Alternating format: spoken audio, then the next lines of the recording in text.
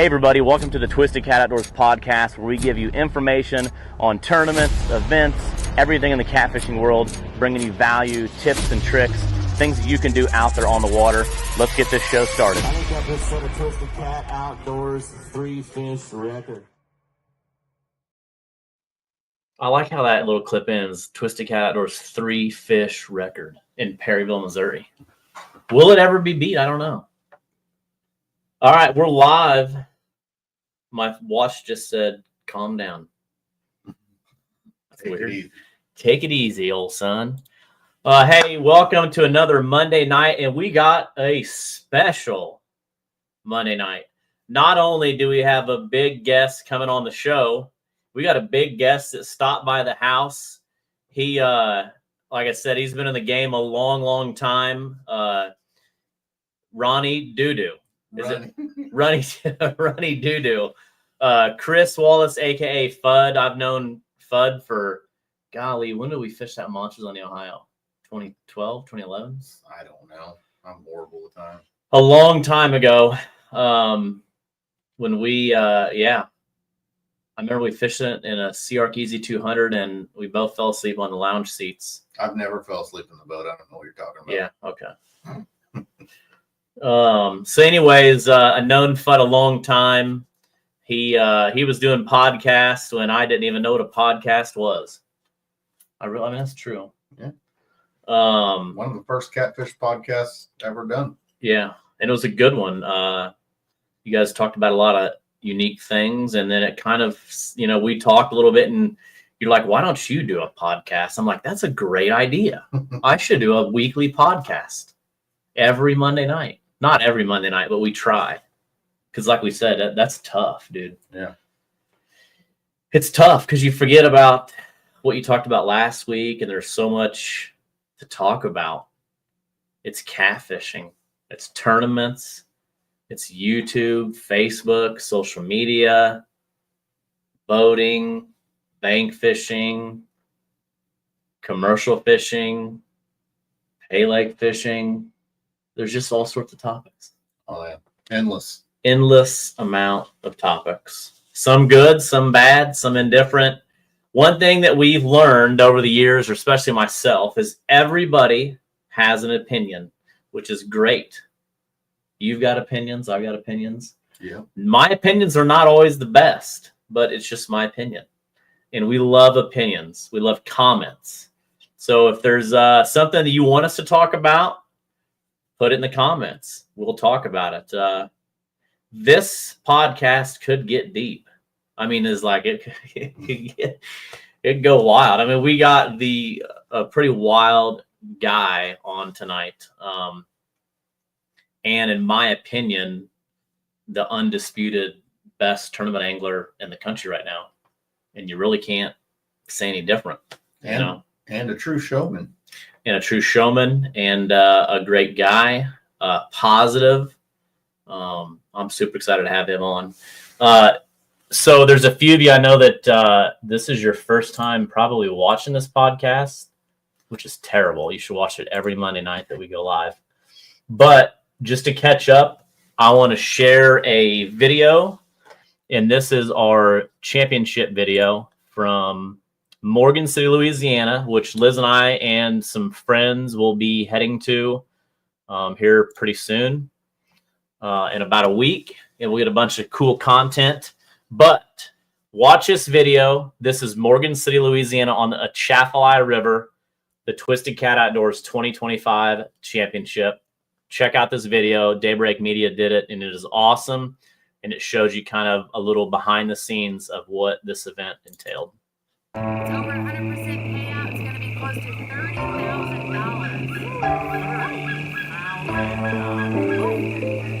And then no entry fee.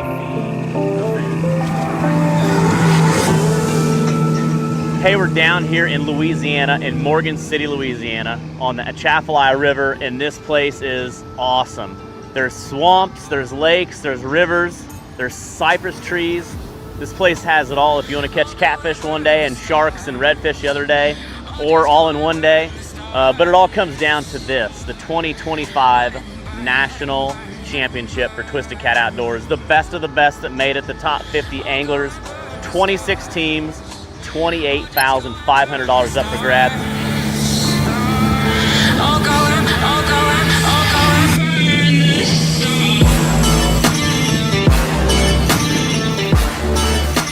Ooh, that's a good one. It's a good one. That's what we usually hear, a good one. 117.7. Woo, and another. 740 on the dot. 140.0. And this is a no entry fee championship. Again, invite only, the best of the best. And this area is really making these anglers think outside the box. So unique. Like I said, this is the Cajun coast.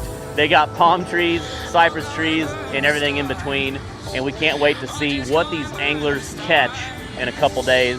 It's a 2-day tournament, total weight, 6 fish total. It's gonna be some big bags. And like I said, the best of the best are down here battling it out in Morgan City, Louisiana, right here on the Cajun coast. 10 or 12. What do you think of? Oh my, another nice one.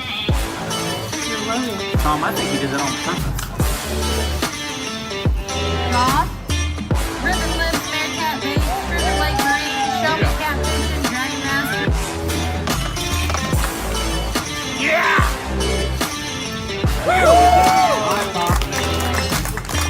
Get that third one out of there. There's one.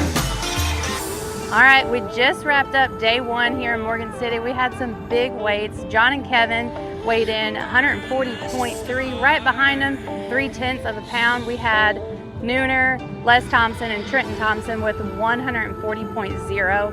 Crazy weights, very close. Tomorrow we're gonna head into day 2, see what all these teams can do again, and really find out who is going to win Angler of the Year.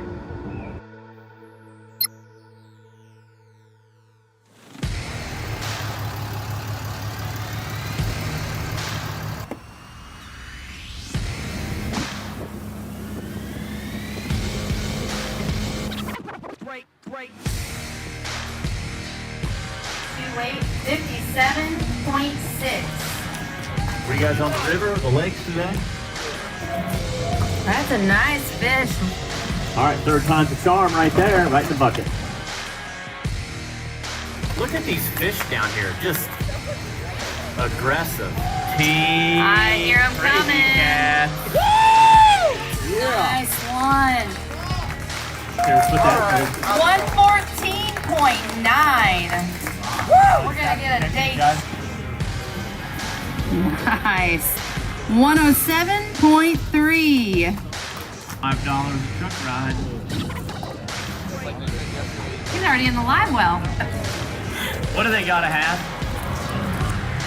3 nice fish. Big fish 36.2. There's hugs happening, and I'm not sure what's going on. There's one. We just wrapped up 2 days, the end of day 2. This whole day was wild, starting off with a fog delay. Usually the anglers leave at 6 a.m., can fish from 7 to 3 and back at 4. We had a fog delay. We wanted to keep anglers safe, so we didn't leave until 8:30, which let them fish from 9:30 to 5:30 and then be back in the weighing line by 6:30. So anglers had to adapt if they were going to an area that had an early bite. So first place was a huge bag, and it came down to just ounces and just a few points for the Angler of the Year. So again, we wrapped up everything here in Morgan City, Louisiana, on the Atchafalaya River right here, and this was so much fun. I can't wait to be back. These anglers had a blast, and again, this place is something special. All came down. Day 1, 140.0. Day 2, with a 2-day total, 238.8. Joe Lunsford, Eddie Henney, Vance Goff, $10,000. 10 grand.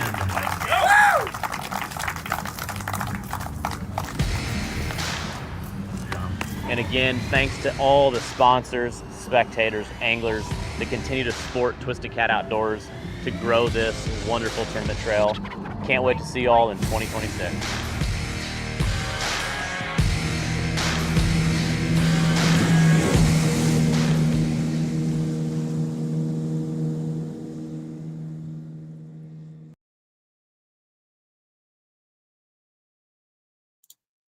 if that doesn't get you fired up, that video. You know, it was such a cool event, obviously, you know, just how it all played out. But again, let's bring in, without further ado, Runny Doo-Doo, you ready? I'm ready. Team Crazy Cats. Here we go. Thanks not waiting.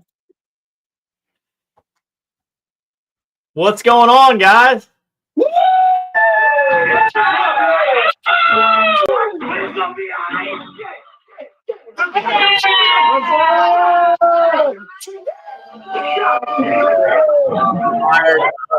Off a big win.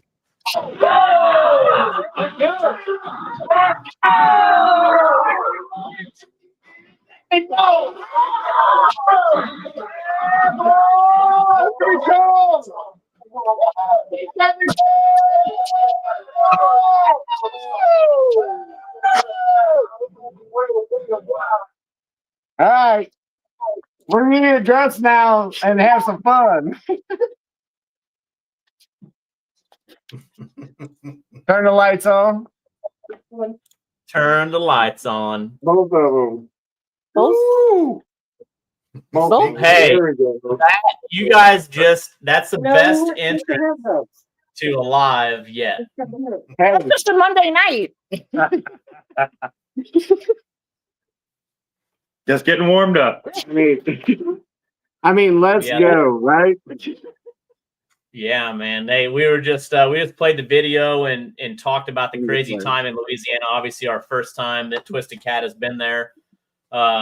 You know, such a unique event already in the location, but having a 2-day, everything changing. Day 1 was pretty normal. Day 2, we had a crazy, you know, instead of leaving at 6 to start fishing at 7, we left at 8:30 to start fishing at 9:30. Had a night weigh-in, which was incredible.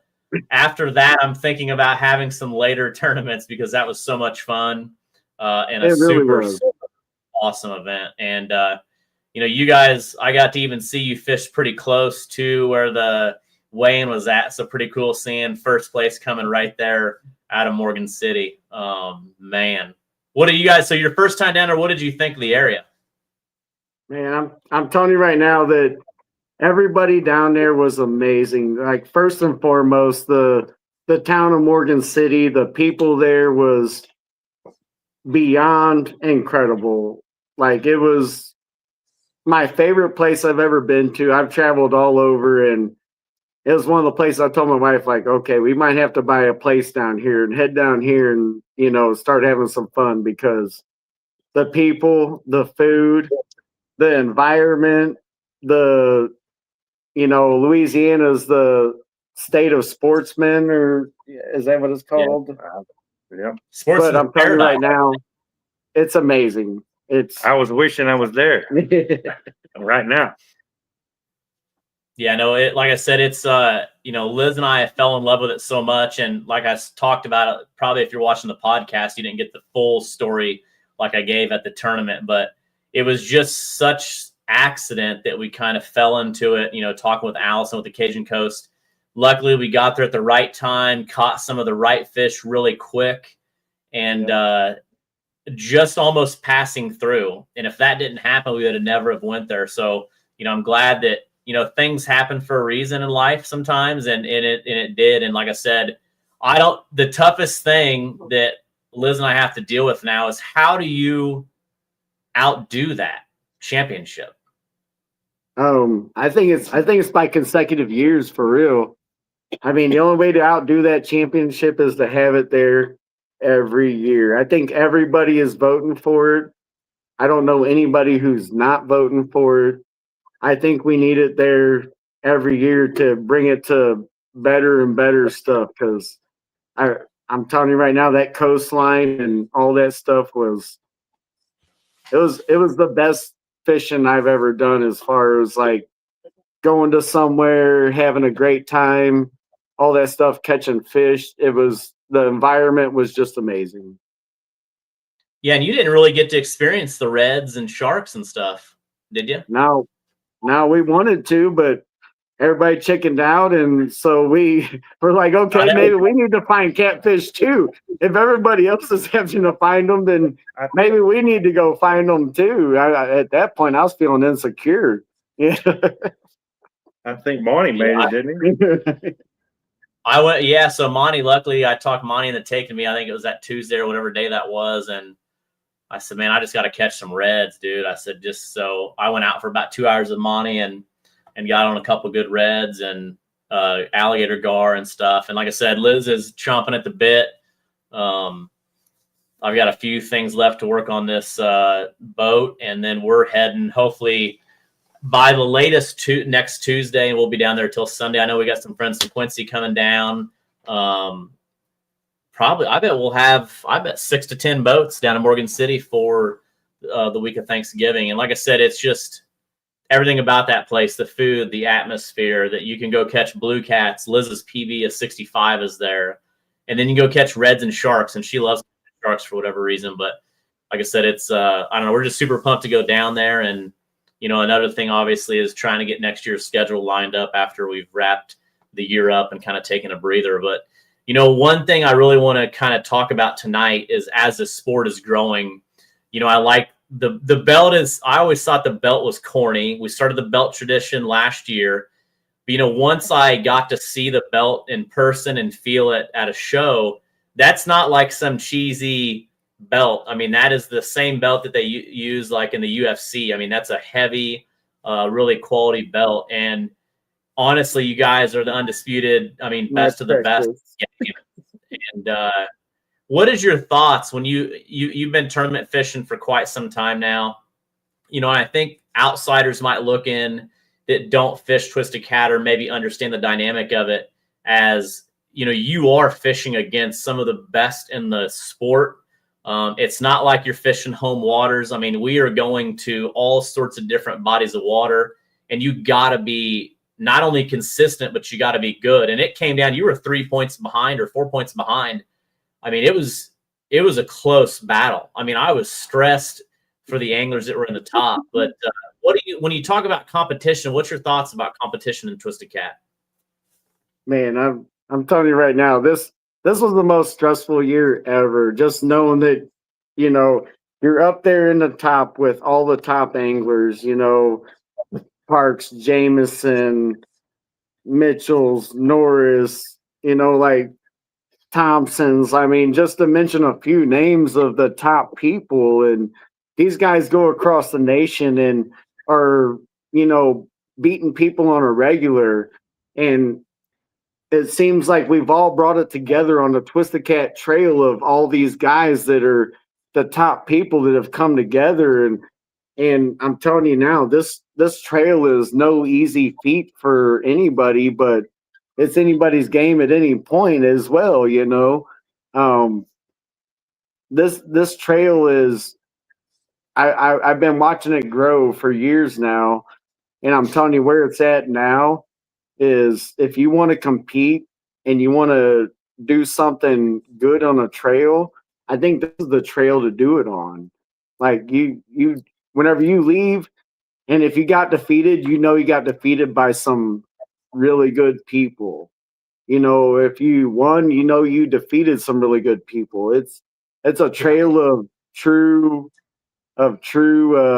fishermen, I believe. It makes you work harder as a fisherman also. Yeah, I agree. I think it makes you a better angler too, because, you know, just like when you go, they always say, you know, hang out with the people that you want to be like. And just like when you go golf, and if I golf with some really good buddies that are really good at golfing, I golf a lot better than when I golf with like Fudd. You know what I mean? But no, it's like I said, the competition is insane. And, you know, I know the Angler of the Year is something that we really started 3 years ago. Kevin and John won it at Ouachita. And then JT Ray won it last year, had an awesome year. And then this year was, I mean, every year is getting tougher and closer of a race.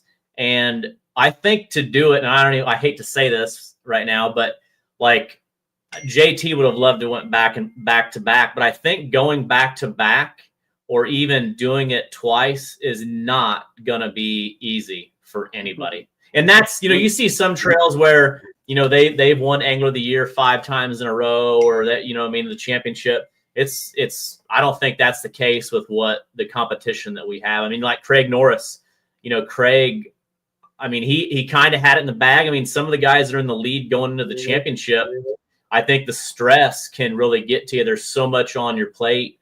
Craig was up, I think, 4 points, and he lost to you by maybe 2 points. It was just 1 to 2 points. Yeah, you were tied with John and Kevin. So just a really tight race. But, like I always say, building Twisted Cat to like what I think as an angler to want to chase it, like, is just so much fun. And the competition is getting, Chris has been here for a couple hours. We've been talking about next year and, having hopefully a few less events and how much harder it'll be to even get in the top 50, having a few less events. So I don't know. It's going to be super interesting. Not many people are lucky enough to see you finally get to see it. Am I allowed to tell them what's on? No. Oh, okay, No. never mind. But I've got it, a big. No, hang on. Let's hear it. There's not a lot on there. Much stuff on I mean, there's a lot on there. I mean, you got like some family vacation stuff and some other stuff, but it's squeezing. Like I made a post on the Alton Classic page. We're only going to go to Alton once this year. It's going to be in the spring, and I put a post is would people like to see it March 7th or April 11th, and those dates are really about the only dates that we have. We've got the Sea Art Crappie Invitational March 21st, the Catfish Invitational the 25th of April, and then you've got Easter. There's just so many other things going on. You just got to try to find those right dates. This year I still got a race October and November. I mean, you could almost call them like, and not Hell Week, like Hell Month or something. I mean, every weekend we were gone putting on a tournament, almost several of them back to back. So, I mean, that is, and you had to fish almost all of them. Yeah, we fished every one, and it was rough. They made it in I'm not sure how they made it in. I don't know if he paid my mom some extra money to get some extra points or something, but you barely made it in. I don't know how. But going back to this belt real quick, yes. I just want, a lot of people don't know this, but that's what, like 13 pounds of 24 karat solid gold? I think 13.5. 13.5 pounds. Yeah. So, I mean, and that's kind of just, that's not a lot of people don't know that. That's a lot of Do you wear that to bed? Yeah. Do you wear that to bed? You're talking about my belt? Yeah. They're talking about your belt. Yeah. Oh, I'm melting this thing down. I didn't know that. Yeah, right. God. Hey guys, So- I gotta go melt some. I gotta go melt some gold. I'll be back in a little bit. Oh my God. Easy. So what things, there's been a lot of talk, not that I ever want to get into the drama stuff, not that there's drama, but let's go. You hear a lot of things about fish care, boundaries, stuff like that. What is your thoughts on some of that? And then I'll kind of get into some of my thoughts and let Chris chat a little bit about that. So I've been thinking a lot about this the past couple of days, and what I got to say to everybody is we are not paid professional fishermen. Nobody is paying us to come out here and do this, and we are paying to come out and do this ourselves to help grow this sport. So, I mean, if someone wants to waste their money and go and do something, I feel like that is what needs to be done to help grow the sport and make it a little bit better or something. I don't know. I'm just saying that we spend a lot of money to do this, and this tournament series alone, we've made a good amount this year with all of our first place winnings and stuff like that, which anybody can. But what I'm saying is all those winnings and stuff doesn't calculate to anything that we spend. And I feel like the money that you're spending, you should be able to do whatever you want to be able to not cheat or anything like that, but whatever it takes to win that tournament series to make it a little bit better sport. Kind of like if you was playing baseball and want to do steroids, it's a little bit better to watch a person hit a home run than it is to sit there and watch a no strike. I mean, myself. I mean, if it's against the rules and stuff, obviously, but when it comes to like trailering, I mean, I think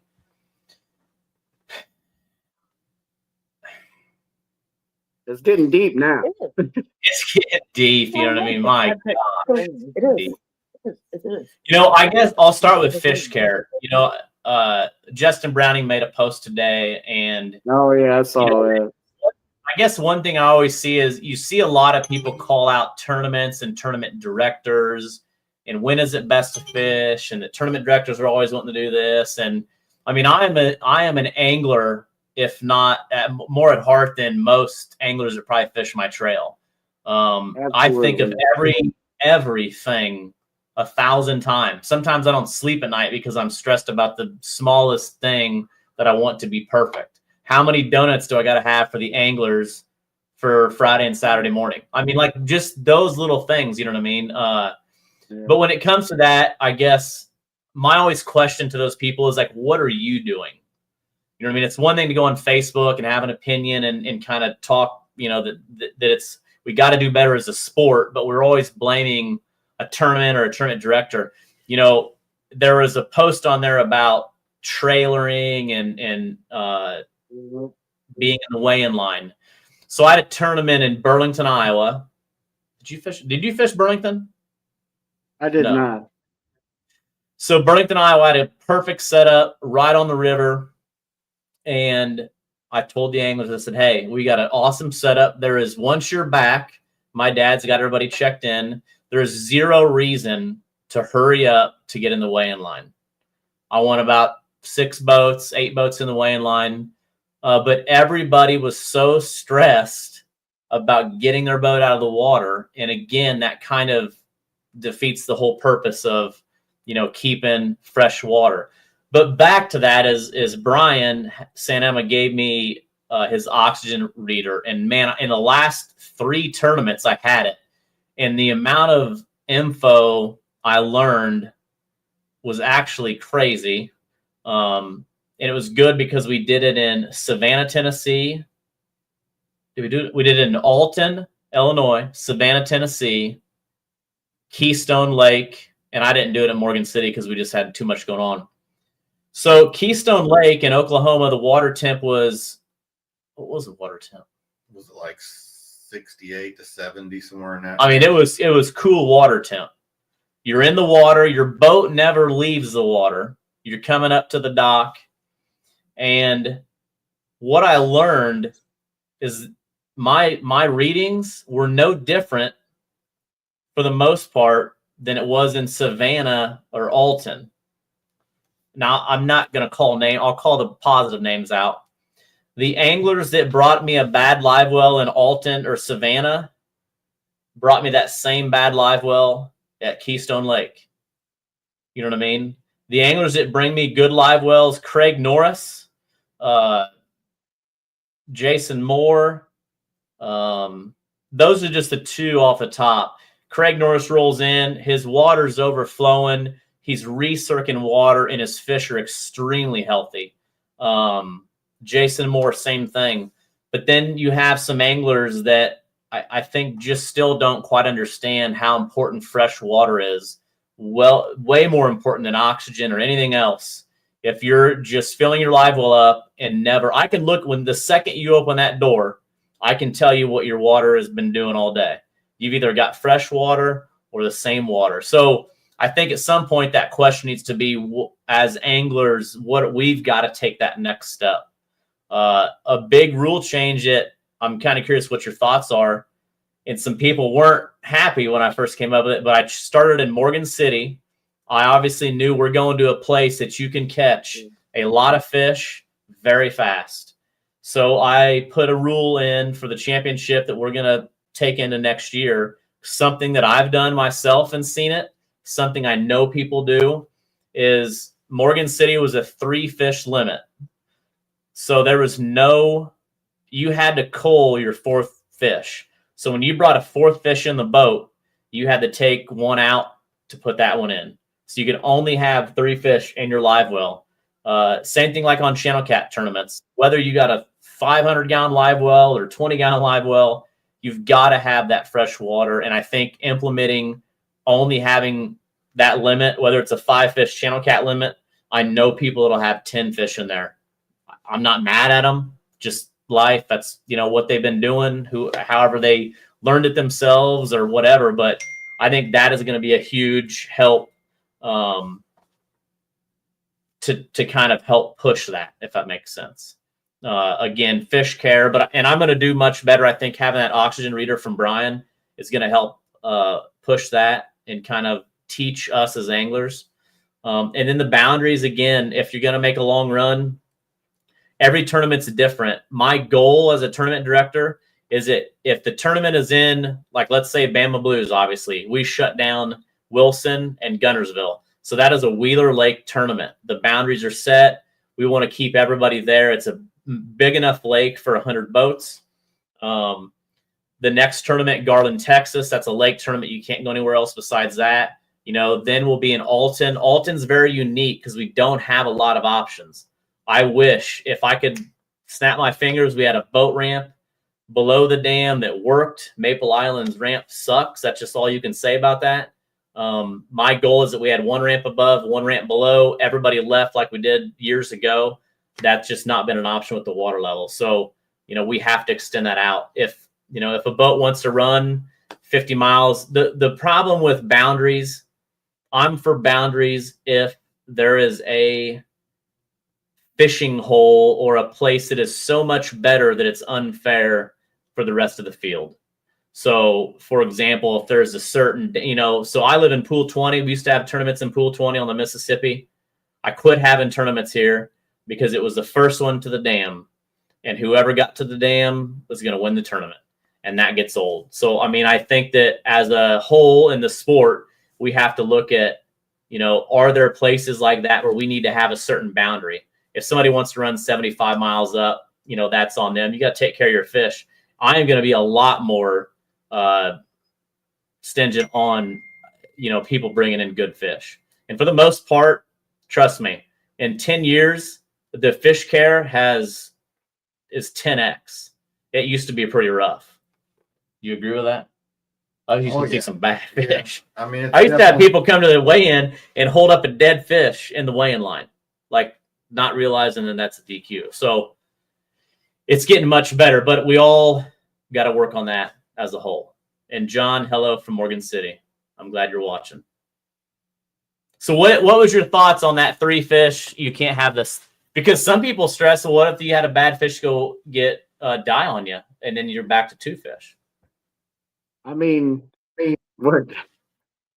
got pops, so that makes everything all better. Once you have a pops, you have fish coming in, fish being weighed, fish being done.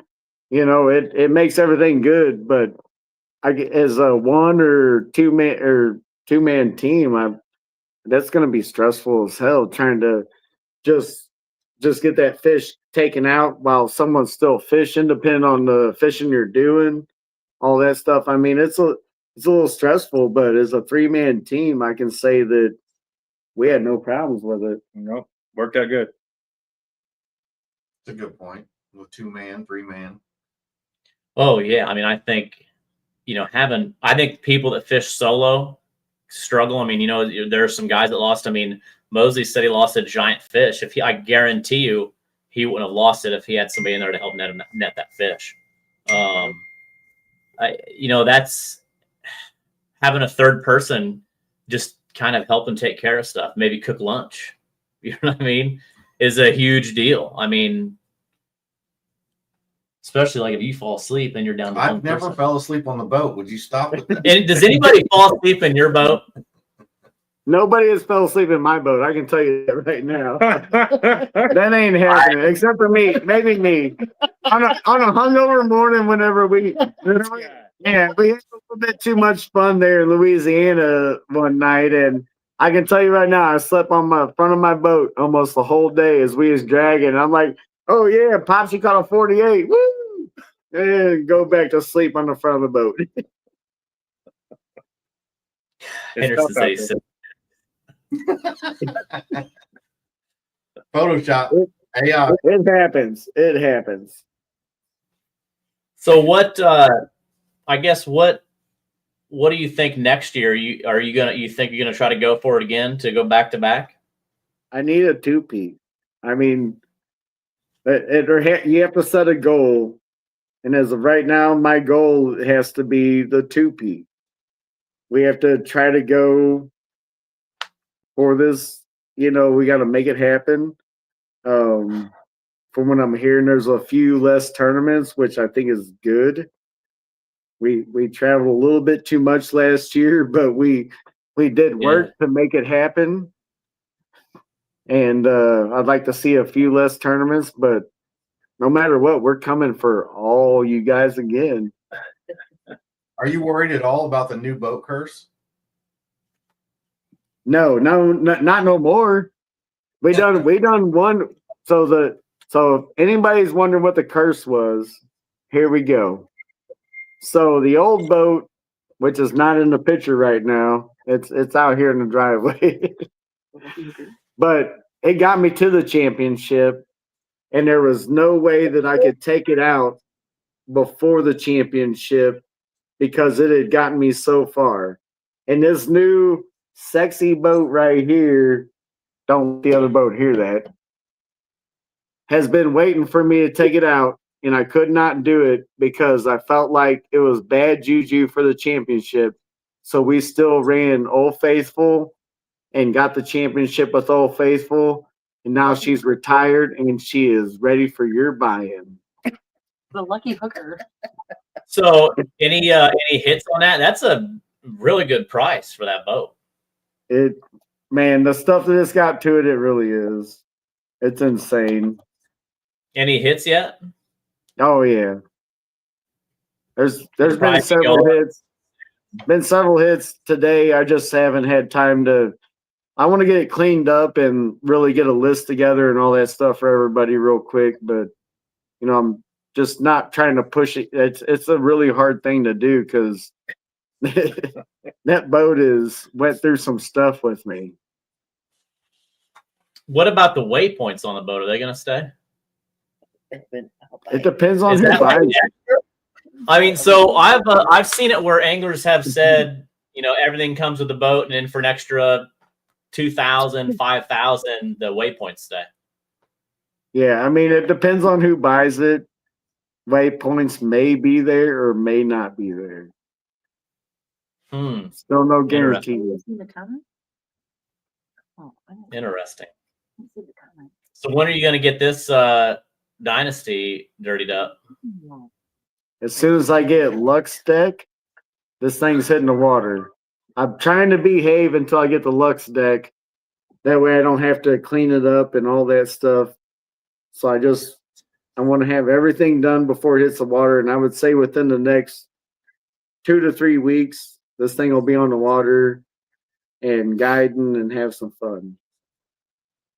What are you fishing next? Bama Blues. You're not fishing a tournament this weekend? Oh yeah, actually I am. Yep. I didn't want to disclose that, but let's go. Are you listening? Let's go. Eddie, we're going to take another championship. Where are you fishing at this weekend? Is it a Central Missouri Cat? Yeah, Central Missouri, Stump Island. We're going to run up there and have some fun real quick and just see what happens. Is it their championship? It is. Did you guys how do you qualify for that? It says no qualification needed. Even better. Yeah. You're just gonna sneak in there and grab another belt then. We're just gonna sneak in there and see what happens. Hopefully something good happens, I mean, you never know. Let's talk about that Missouri River. I've seen Jason Mathenia with, I think, a 115. Donald Moore caught a bunch of good fish. Nate Moore caught a nice fish. all these people are just catching some really nice fish on the Missouri, all the way up the Missouri. Jesse Lance caught that one that I'm still saying is the world record blue cat. We will never know until maybe you catch it this weekend. He didn't say it. He didn't respond to that. I said, we'll never know unless you catch it this weekend. Christy was holding up some sign, and I don't know. At the same time, I'm like, what? He wanted to know. So yeah, why are some of these big fish? I mean, now, we don't know who this Jesse Lance guy is. No, I'm just kidding. We do. What's your thoughts on why all these big fish are biting right now? They're transitioning, or? Yeah, they're finally coming down. I mean, without giving up too much, they're finally coming down into our area. This is our deer season. Is the time of year for the Missouri River. Every time you need to go deer hunting, you should probably just give up deer hunting and go fishing, because you might get your PB instead of going deer hunting and getting your record buck. I can do both. No, I'd rather get a big catfish. What? So what is both of your PBs? What, mine? Yep. You got them down. 78. Nope. And then you just weigh your flathead. 78, and then I got the 56 and something flathead. Yeah, but I'm 88 on a blue, which is bull crap. Was that in a tournament? Not mine, no. I had an 81.2 in a tournament this year. He had 78, and then 57 flathead. 56, 57. Well, let's go 58. 58. Hey, Facebook size, it'd be 72 flathead. Dude, Facebook is massive. So, and for those that watching that didn't know, Liz and I, we had to got a certification class, because in the state of Louisiana, you have to be a certified weighmaster. And we also got the scale certified in the state of Louisiana, because the fish stories on my way down there were scary. Fish that lost at the boat that they said that they wouldn't even go in the net. So I thought, well, Liz and I looked at each other and said, we better get this thing certified. Did you have any of those fish stories? One that wouldn't go in the net? No, Okay. Unfortunately not. I mean, one of these days you will. You're gonna have a story about the one from Louisiana. From Louisiana. No, I didn't. Okay. Did you guys lose any fish at the boat, or like, oh, if we would have got that one, it'd have been 140 pounds or anything crazy? We didn't lose anything at the boat. We lost some fish back behind the boat, like we're dragging along, and all of a sudden you hear smash, smash, smash. The board goes sideways, and you're like, oh, this is it right here. And then all of a sudden you go reeling down on it, and nothing. Like, boop, just gone. Yeah, there was a whole lot of that for everybody there, from what I had talked. Yeah, it's like that when we go down there too. It's wild. What's your question? My question would be, what is all of your all's thoughts on when somebody does post something on Facebook, a fish picture, and you believe wholeheartedly that the weight is entirely wrong? What do you feel is the best approach? Not saying anything, congratulating them, or trying to educate and giving a better estimate of what that fish is and why? Ooh, I know exactly what you're saying, and I feel like it depends on who it is. If it's someone that's been catfishing for a long time, you bust their balls. But if it's not someone that had, like they're just beginning, you got to congratulate them and be like, oh, yeah, keep on going, buddy. You're going to do better. So if I am really close to you, I'm going to say something like it didn't go 20 or something smart. If but I also, if I don't know you, or I'm just gonna say congratulations, great fish. And we'll all weigh them at the scale. If you really want to wait, call me. But it's social media, and like I said, the bad thing with social media is I can take a picture of a fish and make it look like a 40 or make it look like a 20. I mean, really easy just by how you hold it. So I mean, I don't know. That's why when I catch fish, like I don't even like to put a weight. You know, like we weighed Liz's PB last year. If I catch an absolute stud, you know, I'll weigh it. But he just has to keep wearing that. I'm feeling weird. I think it needs to go back on. Yeah. I'm telling you.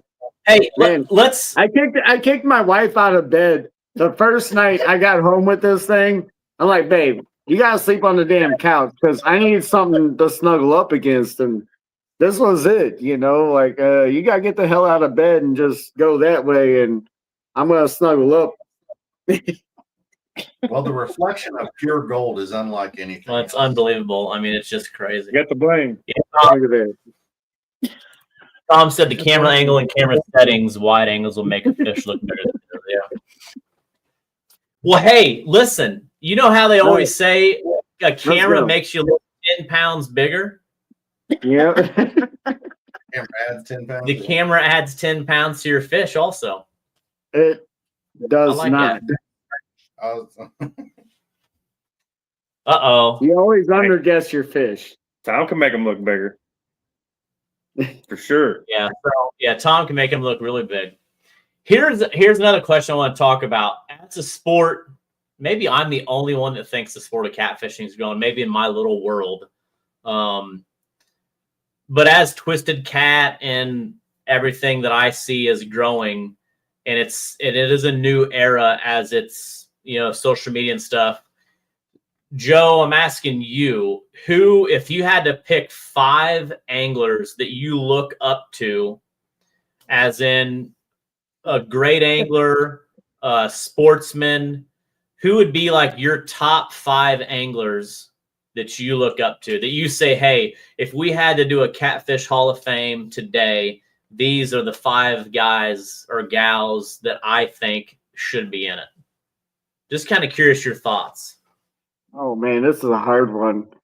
Because while you're thinking about that, I mean, my goal is what we're starting on the new website. I've been talking about is now I'm making profiles. Tom has taken headshots of a lot of people, and I want to kind of do like that, you know, kind of what some of the bass leagues do, where it has a profile picture, earnings, where you're from, where you like your favorite place to fish, tournaments you've won and placed in, really set up angler profiles. But who are the 5 you'd like to see or that you look up to? Man, I got, first off, Ryan Casey. That's number 1. Number 2 is Tyler Moses. Number 3 is Mike Mitchell. Oh man, that's 4 and 5 right here is killing me. Oh man, John Jameson, and then number 5. Oh boy, maybe Steve Douglas. I mean, they're all legends, and they're all legends in their own ways, and people that I would love to go fishing with at least one time just to see what they're doing and what their, you know, their ways of fishing are. I mean, if I had a dream list of home run hitters, I think that would be it right there, and I think they would stomp some ass. That's a good crew. What about you? What's your 5? Oh man.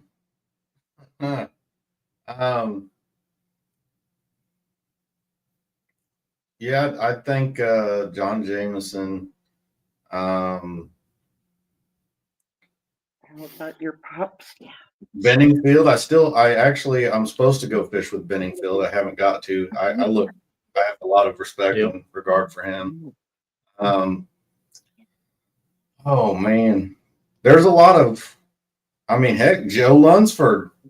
I mean, he, you know, like I said, a true showman. Yep. Definitely, he did the hard work and put an impressive year together, and you know, he definitely can go out just about anywhere and do well.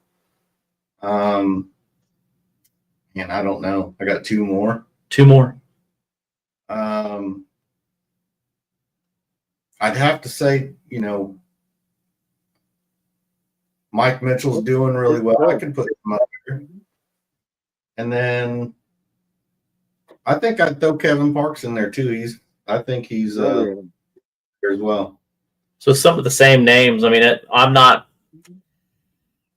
I love y'all. I can't really. If I say my five, I don't want to hurt any feelings, but my five will kind of be. I'm going to just put a big list out there, but it's just kind of interesting to see what what people think. You know what I mean? And I think when you look at it, you gotta think of a well-rounded angler, obviously a good person for the sport, and I think we're starting to, you know, really start to showcase who those people are. I mean, that is my goal, is to really, with Twisted Cat, build that platform for anglers like you guys to be the best of the best. And I don't know that, I mean, right now it is, I don't know how you can be better than, you know, becoming Angler of the Year. Because that is such, right now, I don't think there's anything else in the sport that is that tough to do. So who's your five? He chooses. He pleads the fifth on that one. Right. I mean, how can you dodge the question and ask us all the question, but you dodge it? Who's your five?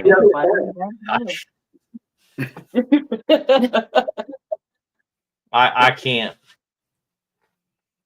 But I do have I got a pretty solid list. Hold up. Who's your five? Had to get him in trouble. Thank you. Hey, the girls for helping me out. Hey. I see when this question was kind of off the cuff. I wasn't really prepared to Neither answer was we. Yeah, I definitely wasn't prepared, but yeah. No one was. No one was. Who's your five, damn it? It's tough. I mean, I'll just rattle. For me to say a name, I mean, there is a lot of thought and reasoning behind that. You know what I mean? Oh gosh. Obviously, Kevin smiled twice this year. I did get Kevin Parks to smile twice in one day. Yeah. He honestly, you know, definitely a Ryan Casey, Joe Lunsford, Craig Norris, John, Kevin. Just because you guys said those names first are kind of hitting me. Chris Stout, Benningfield. Again, there's a lot of those, but each of those names, these anglers, when I call an angler name, they're an angler that can go to a Texas lake and then go to the Mississippi River or the Ohio River or the Tennessee River and cash checks and catch fish. You know what I mean? They're not just a specific body of water angler. And they're also, like I said, they're well-rounded in everything. But it's tough. Like I said, there's a lot of good anglers. And again, you can almost look at the Twisted Cat points to see those anglers and where they fit in. And again, you look at the top 10. I mean, look at what those anglers did this year. I mean, a lot of bodies of water that some of you have never been on, which is incredible to go to a body of water and do what some of you did. But you have up and down years too. I mean, look at JT Ray. I use him as an example. He barely made the top 50. Oh, I say that. I mean, he made the top 50, but he won Angler of the Year last year. So you can have some ups and downs. Would you let foreign teams in? As in, like, from other countries? Absolutely. I just want to mention real quick. Hunter and Stout and who's the Kohler. I mean, man, I keep on thinking of so many more names here that, like, if I was put the A team together, I got some more names going.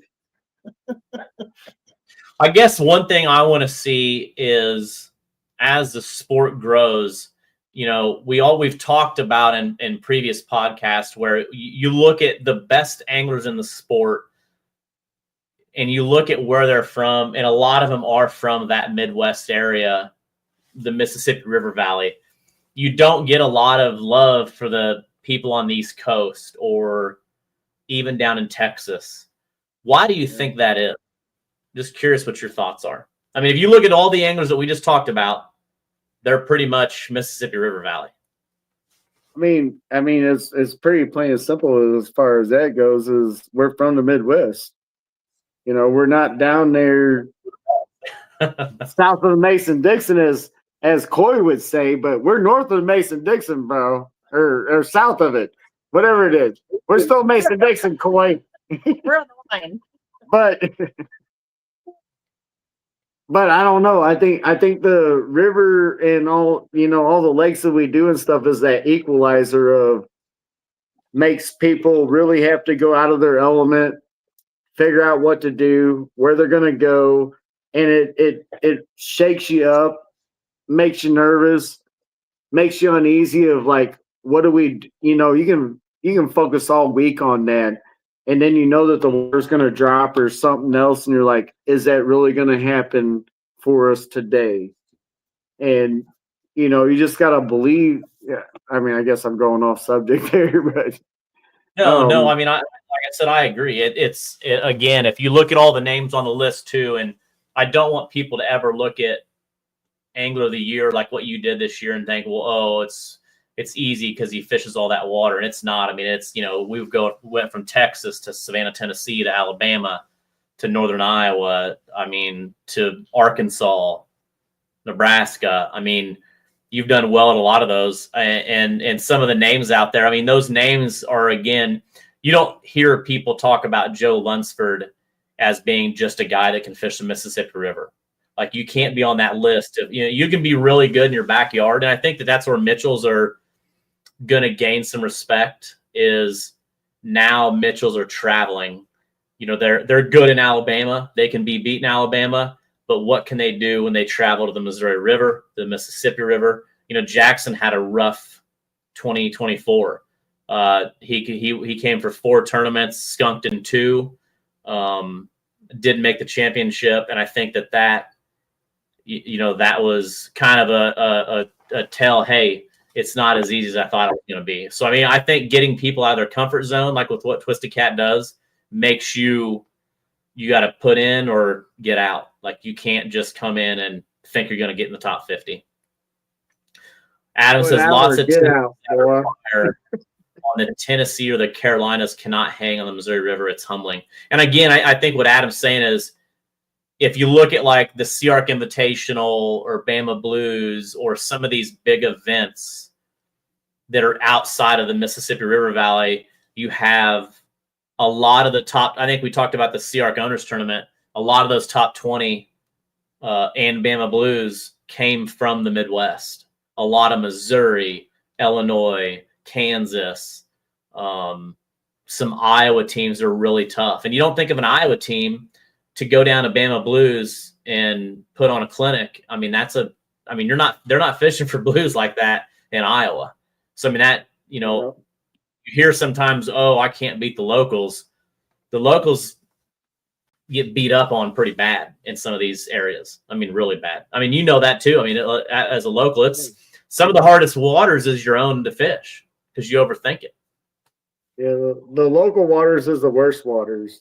It's curse. You always think you know something, and then the fish move, and then that's what everybody thinks is, I got this guy on his local waters. That's the worst waters you can fish. Yeah. I think Adam, he texted me a while back and he said he's coming to chase it next year. And I think we're going to see some more anglers chase things. I'll be kind of curious, how that does. Anything out of your comfort of your backyard is humbling. Learned that this year. And you take Lonnie and Donnie Fountain, some great anglers. You know, how will they compete with Twisted Cat anglers? You know, that's kind of I'd love to see where Lonnie and Donnie, you know, can fit in. Great anglers. How would they handle this series? That's what I'm like I said, I love. Hang on one second. I got a message for Lonnie and Donnie Fountain. Aren't you guys wrestlers? Oh yeah! This guy's coming for you next year, son. Let's go. That's awesome. Yeah. Like I said, it's gonna be a I love fight. you guys. So hopefully Lonnie and Donnie are watching, but I don't know. I'm super excited to see, you know, as it gets tougher, taking it to that next level. Adam says he's coming for Craig's sign 20. So yeah, I don't know, man. There's a lot of great anglers. We've got some female anglers. You look at like Jason and Maggie. They got 8th place at the championship. They're from Cameron, Missouri. Their first year. I mean, that is not easy to do. No. They just came in and like stomped some ass. Like I don't even understand it. Like they just came in and said, "Hey, we're here. What's up? Watch out for them next year." Yes, I mean you got a couple like that. You got Mike and Cassie. I mean, Cassie was the Lady Angler of the Year. I don't know. It's tough. It's humbling. You know what I mean? Like I said, I continue to, you know, talk with the anglers, but as an angler myself, I want to see like, you know, where would I fit in? Like I want to maybe next year Liz can run it and let me fish it. You're chomping at the bit right now. Like, hey, this is the craziest trail there is, and how can I not be fishing it right now? I think he's coming after you. It's so tough. Like I mean, hey, like, you know I want to be out there, big boy. Yeah. You know, like I said, I don't know. I'm super excited for next year. And I don't even know where we're going next year. Like I said, obviously, you know, Bama Blues, Garland, Texas, Lake Ray Hubbard, Alton in the spring. We should probably hit Fort Madison and Burlington. No Fort Smith. No, we're going to be going to Savannah, Tennessee. Other than that, I don't know much more. I'd like to get Morgan City back on there. I just don't know how. We'll see. I was going to say that we need Morgan City, and we need something out East Coast. Like we need to satisfy everybody of their East Coast needs right now. What you just said might be that little push to get me to go out east. Currently, I mean, we all need that push right now, and I think that's where we need that push to go real quick. They got the biggest catfish in the Curly? Where do you, if you had 2 places east, where would you pick? James River Kerr. Mm-hmm. I mean, where the biggest fish in the world were caught. That's where we need to be. You only get to pick one, though. No, you told him 2. I said pick 2, and then I'm just. Where do you? He nailed him. That's what I would say right there. Anybody watching, where do you want to see Twisted Cat in 6? I'm with Bud.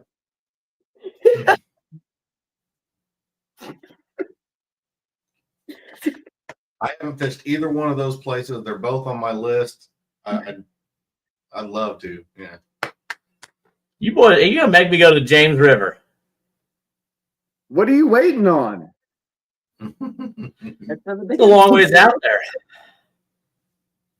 Well, how far was Louisiana? A long ways, honestly. A long ways. How far is James River? A long ways. It is. Let's take a little gander at it. I think it's about the same.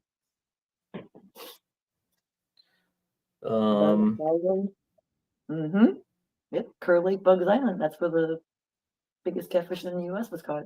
That's what Rip and Lips said. Oh yeah, that's That they said Bugs Bugs Island. Bugs Island. On Curly. Yes, sir. Almost the exact same drive to Morgan City to the James. So that would be a good like end of the year tournament before we go to Morgan City. East Coast fishing. Oh, yeah. And Virginia would love to have our income. They would love our money coming in. Mm-hmm. Oh, yeah. Oh, yeah. Who's loving the money coming in? Yeah. See? What's that? Who she say would love to see our money coming in? Virginia?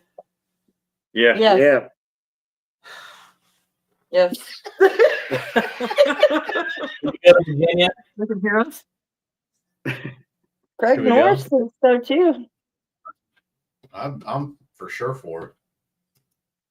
I think everybody's down for it. So I think we're pretty screwed right now. And I'm told it's not super easy.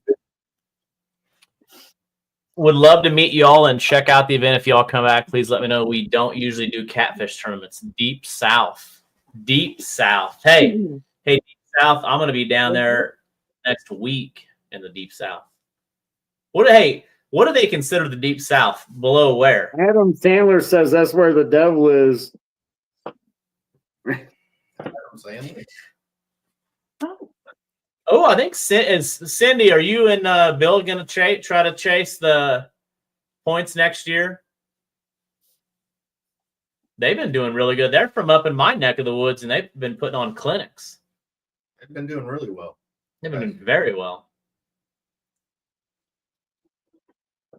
But what I was going to say is Morgan City. I mean, I don't know what you're going to do, but Morgan City in November is definitely a good place to go in the end of the year where it might be cold in some places. It's generally not as cold there. So that's just for your information to think about.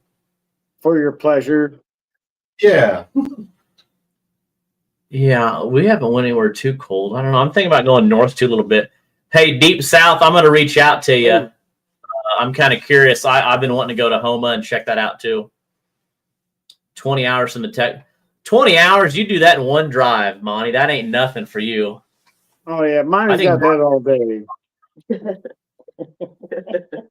It would be cool, like Craig said, to see where a lot of the anglers from the Midwest or from this area could figure out over there. Devin said, Monty. What about the big channel catfish territory? Like, if we're going to go to channel catfish territory, what about, like, Sandusky and stuff like that? I'm literally looking at some of those lakes. I mean, even went to Wisconsin to look at that lake. Hell yeah, that's what I'm talking about.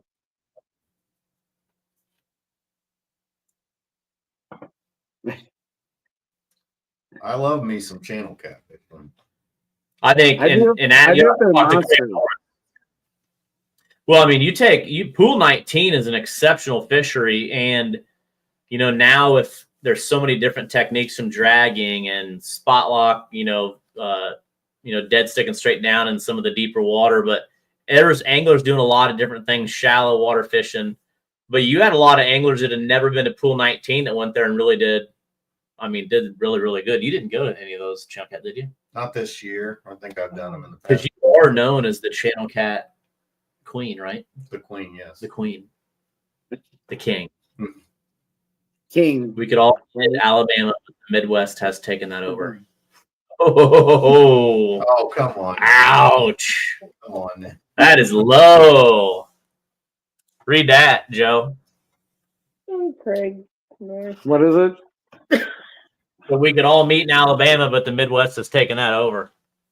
Never fight for it. I mean, I'm still Midwest, so I guess I'm good with that. Well, that's what I think he's saying that the East Coast people could come over. Wait a minute. We could all meet. Yeah, Midwest is taking. Oh yeah. Yeah, you don't want us to team up with Craig Norris and everybody and kick all y'all's asses. Sandusky Bay is ridiculous. Caught 20 channels. Yeah, so we're gonna there'll be some unique. I'll tell you this. There's gonna be some uniqueness to next year. It'll look a lot different than the last 2 years. That is a fact. And we've already, there was, for sure not going back to Fort Smith, only one Alton tournament. We'll definitely Perryville will be on the list. Just some of the dates are going to be changing. It'll be, like I said, a pretty unique year. And we don't know where I honestly do not have any idea on the championship. Could be Morgan City, could be Okeechobee, Florida. They got catfish down there in Florida? Yeah. I'm going to Florida here a few days. Yeah, deep south, we are going to chase reds. I don't know much about the specs. We caught one spec last week, but we are going to be – well, I'm going to get a hold of you because we're going to be down there for a period of time. So what were your two – besides Morgan City, what were your two favorite tournaments this year? Just event-wise, not whether you won them or did good, just event-wise. That's not good because my favorite ones are the ones I won, like Alton and Perryville. But no, always New Madrid has always been my favorite, been the best audience, all that stuff. Like New Madrid is the one I've looked forward to. I mean, besides Alton's always good, but New Madrid was, and still is the tournament that everybody looks forward to each year, that they have the crowd that comes in. People remember them from the years before. You come through there and the kids and stuff are like, hey, last year you said you were giving away poles and all this stuff and making sure that you're doing like New Madrid is the tournament I think that sticks out more than any other for me as far as people and all that stuff goes. And I think, Perryville, which you guys won Perryville, that was a huge crowd too. And I think that if once we get that established, I mean, that is going to be the setup in Perryville is amazing. And that city really came out too. I think, our goal this last 2 years has really been pushing spectators, getting people to watch the weigh-ins. And then obviously the anglers like, John Williams and Cody and Marcus did a lot of good this year. And then you guys did really good of getting the crowd fired up. It's one thing coming in and just getting your fish out and showing to the crowd. But, you guys really try to get people amped up, get the crowd excited. And, really, like I said, Alton, Perryville, New Madrid, Savannah is growing. I mean, just getting those people, each year, as you've seen it, just the more and more spectators come each year. And that's what's super awesome. Yeah. And I mean, that's one thing that Team Crazy Cats strives on is, to be part of the Team Crazy Cats and stuff is that you need to be crazy and have fun with the crowd, get them going. Like anybody that's going to be there in that part of the crew needs to come in and have fun, get the crowd going, all that stuff. We're not wrestlers. We're not major league. We're not any of that stuff. But the more we can do this stuff for people is the more that we'll get the sport growing more and more, because then people's names will be remembered and all that stuff throughout. That's what I feel like. So we're just trying to get the sport to grow and have fun with it. And we're trying to get other people to join that. See how much fun we have. Yeah. Like play their music coming in, do whatever you got to do. Just have some damn fun coming in with those fish. Mm-hmm. That's the main thing is come in and show these people that you had an amazing day. You're doing better than you would be doing at your job. You're out there catching fish, and let's have some damn fun. Appreciate them being there. Yeah, and I think also that's a huge part, just like we talked about for the Sportsman Award that we do every July now, for Dagan Sanders, is whether you have a crappy day out on the water, you're here, you're kicking, you're fishing. There's nothing to be mad about if you're out there fishing a catfish tournament. I mean, nothing.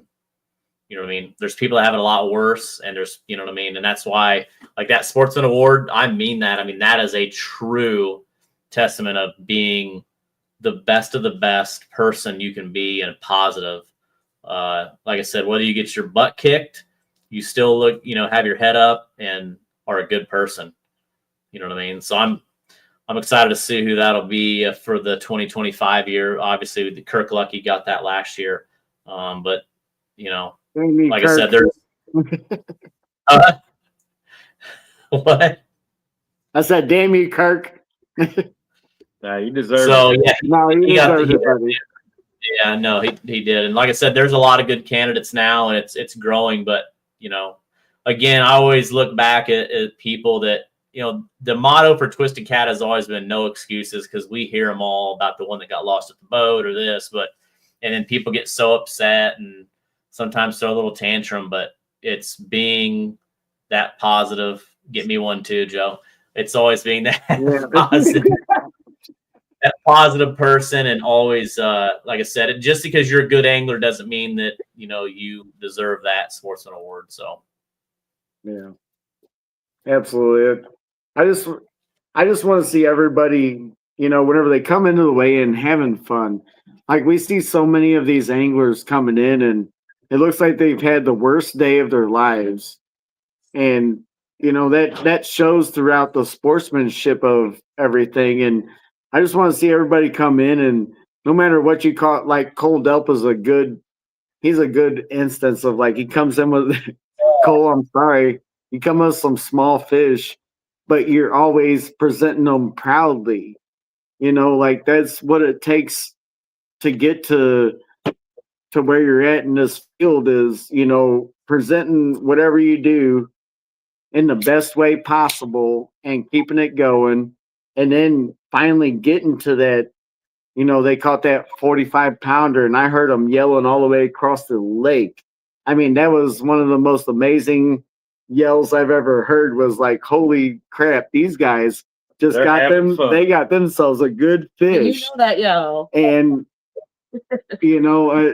that's what it's all about, is everybody coming together, realizing what it takes to have fun in this sport, and just having fun and doing it.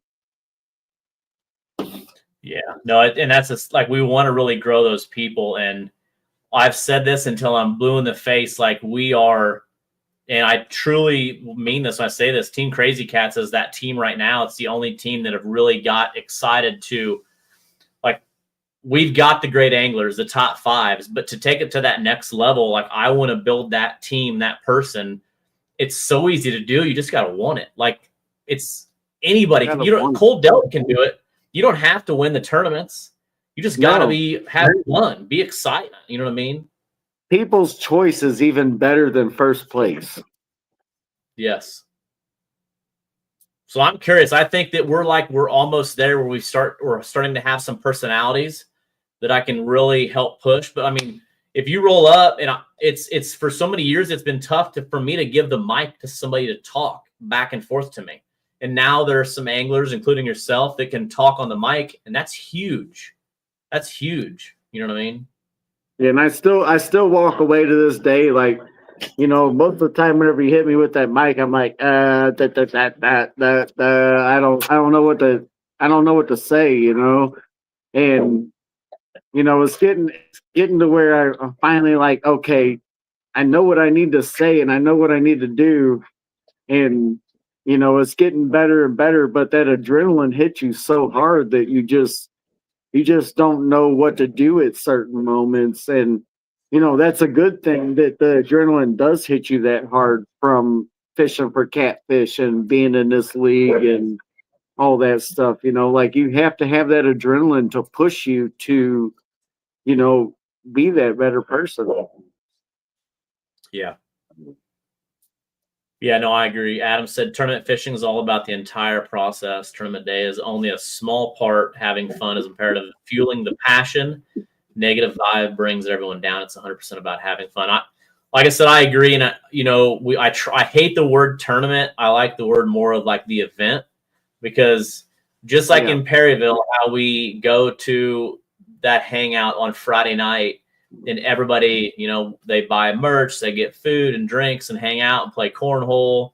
it's more than just, obviously tournament day is like, you know, we're doing black paint underneath the eyes and it's all on and the $20 side bets, but it's so much more than that. And a lot of anglers are not fishing to win the first. I mean, they want to win first place, but they're coming to have fun with their friends and their families.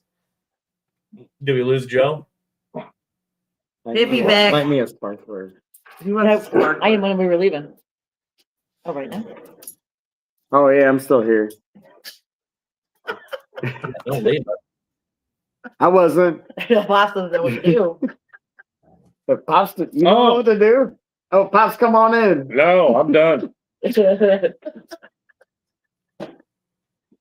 What are you taking a shot of Fireball or what? No, actually, I'm trying to get a sparkler going so I could do some more jackass type shit, but it ain't working. It's not. My lighter's. All right, Fudd, get the sparkler out. Give me that sparkler. Let me see this. Get the Rooney doo-doo hair. We're going to burn the place down. Here it goes. Here it goes. See if we burn the place down or not. Not the new boat. Oh, there's bubbles. Is that actual bubbles or is that on the screen? That's bubbles. Oh shit! There it goes. Champion! Oh, hey, take this. Oh, I know, Trent. You know what I'm saying? Baby. This is halftime show. Halftime show.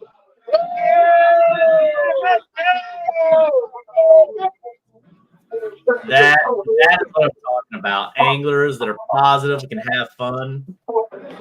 Their old ladies are dancing. Look at that. Have you ever had a halftime podcast? We got to hire these guys for the Super Bowl.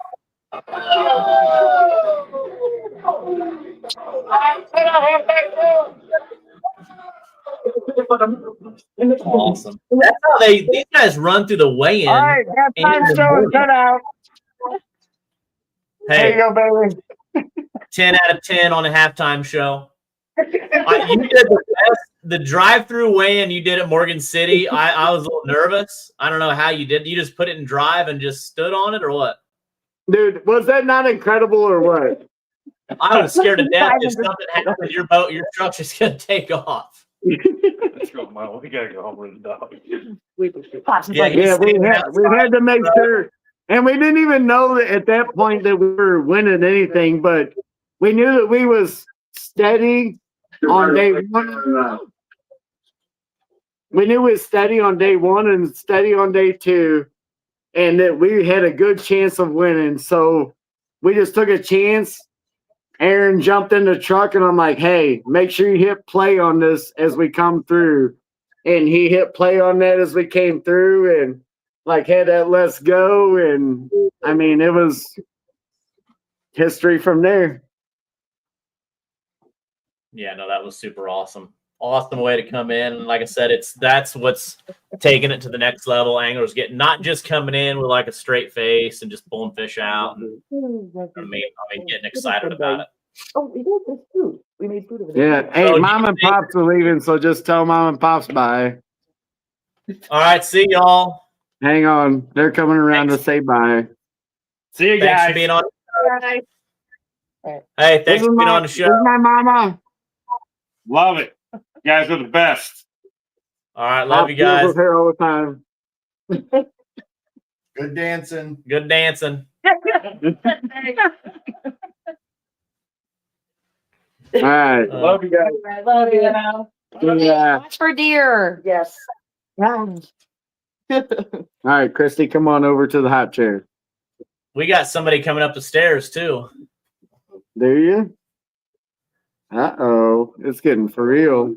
Oh, she got to go to the bathroom first. So, where we at? What's up? Everybody's been asking for you. They don't want to see your pretty face. No, they're Is tired. that of it. Lizinator? Hello.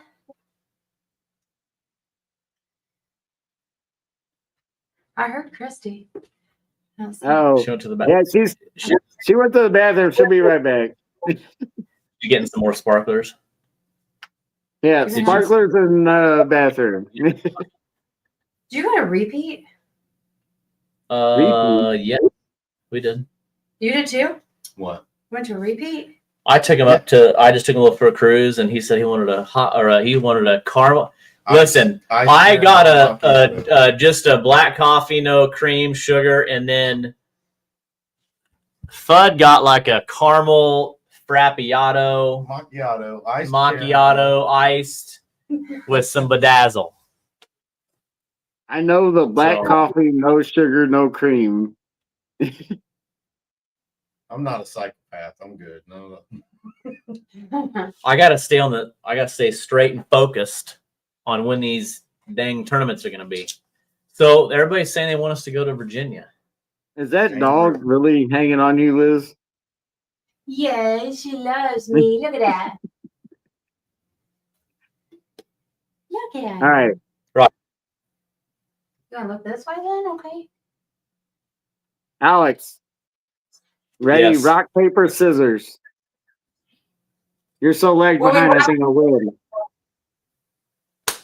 Wait, ready? Well, hold on. On 3. Ready? 1, 2, 3. Boom. It's so lagged behind, I don't know. You're looking at the wrong thing. Look at, yeah. I was rock. I can't up here. I gotta look over here and it's like 10 seconds behind. Oh yeah, you won. Fuck you. It is 10 seconds. I can't even Here, get over here, babe. Come over here for a second. Liz wants to see you. She's back. Look, she's back here hugging her dog. That look, he's like, hang on, Liz. Hang on, Liz. Damn it, she didn't get to see it. Oh, you never did thank your sponsors. Yeah, why don't you thank your sponsors? Who supported you this year, Joe? Right. Hey, well, Are we ready hold right on. now? First show them what you give us at every tournament. Amazing. Print it out. Some people don't even. When you get your weigh-in card, you can write down what you want us to say. Most people don't write nothing down. No, it's ridiculous to have to write it down. So you just print it out. But day 2, I had everyone's wrote down from day 1 if they wrote them. That was absolutely amazing because I didn't have this damn card with me. And I'm like, oh man, I'm going to have to write it again. And then Liz had it all wrote for me. I was like, oh, that's amazing. Well, call them out right now. Let's go. I want to thank Dustin Burrows from Truman Lake Marine. Always overnighting me stuff to get me to the championship. There's so many times my boat had broke down that I needed something and like, hey, bro, I need something overnighted. And he overnighted it to me where I needed. Rip and Lips rods. I never had to have anything overnighted because they held up on every damn tournament and caught me big fish. So there was no overnighting needed. Amazing stuff. Dragon Master Pro Staff. Rip and Lips Pro Staff too. So. All right. So anyway, Dragon Master Pro Staff brought us to the championship. And I had, this is one thing that's funny that I'm going to tell everybody is that day I told my partner, Eddie, I'm like, man, I can't think of any championship that's been won Dragon. And he made a fool of me that day, made me go up to where we did, finished out Dragon that tournament, and we won that championship Dragon on Dragon Master stuff. So I can say right now, it works. That is true. So, Sea Arc boats. Look at this thing right here. I mean, do I need to say any more? Oh, look at this. All right. Show me catfishing. Been my boys forever. Been going with them forever. Like, that's how we figure stuff out. Not that they help me on any tournaments because they never been fishing down there. But Show Me Catfishing is where I'm at, so come see me. Americat Baits, you guys put up with all my shit all year long. Even though I gave you a lot of crap, still brought me bait, made everything happen, so props to you. Monster Rod Holders. The rod holders that hold up the big fish on your damn boat. Multi-bar. The thing that holds the rod holders. And my screen that doesn't flop around anymore because I don't have the other stuff on there. Parks planer boards. Getting my stuff spread out for the championship that helped me win it. That's the only way I would have done it. So Parks planer boards. Castaway Custom Midwest for the Lux deck that keeps my boat quiet in that shallow water that I can catch them fish. I got to keep going here. Just a couple seconds here. Pro Guide batteries. You guys are the people. You guys make stuff happen. Always getting the stuff to work. Putting in the extra amp hours to where I can do my tournament fishing without having to worry about it. Pro Guide, you're the crap. Catfish clothing. Look at this. Custom designed. I spent over a week or two with these guys trying to design these jerseys. He's like, he wanted to get into deep detail of what are you into? What do you do? All this stuff. And like got into the rat rods and the hunting and all that stuff. He's like, well, maybe this is more for you. And he custom designed this jersey for me, just thinking about what I liked, what I did, all that stuff. So awesome stuff. Tombstone Tackle, always getting me my reels, all that stuff. Anything I need on that part. And then Hard Knock CC for always being there to back me. So what's up? That's all I got right now. Yeah, a great bunch of sponsors. And again, like I always talk about, I mean, without the sponsors, especially through Twisted Cat, like the ones you see down here at the bottom, there is no Twisted Cat. So whether you use Power Pull or Pro Guide, Suzuki, Sea Arc, without those, there is no Twisted Cat. So, you know, like I always say, reach out and say, hey, thank you guys for sponsoring, for being a part of Twisted Cat Outdoors to help us give a platform to fish, grow our brands. Again, like I said, we did have one angler down there. There was Scott Rupert got a bunch of sponsors for going down there. I thought that was pretty cool. But again, a lot of anglers are getting more and more sponsors. And like I said, we always give you the platform to write your sponsors on the card, or like in Joe's case, give us a really nice printed sheet that we'll read off every sponsor you have. I don't ever want to guess sponsors because then I'll guess wrong.